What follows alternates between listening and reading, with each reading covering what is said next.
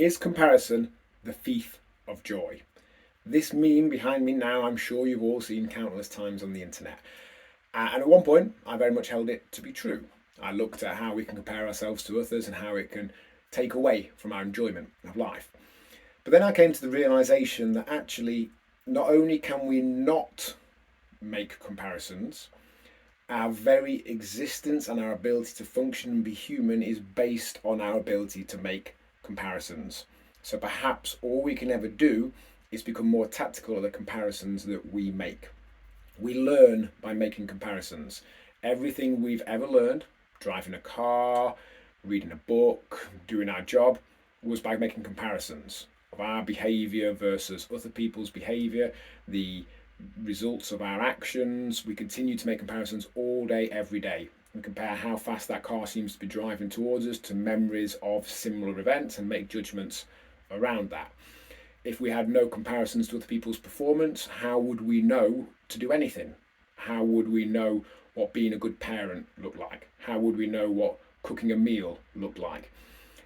Our entire life is built on our ability to make comparisons, both to other people's performances and to previous experiences.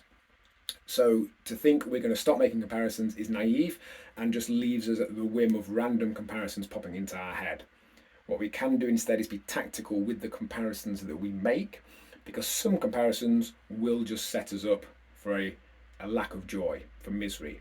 If we compare our physiques to a 23-year-old who has no commitments, no injuries, lives with their parents, has always been good at sport, and essentially gets paid to look good with their top off, we're going to set ourselves up for a lack of joy.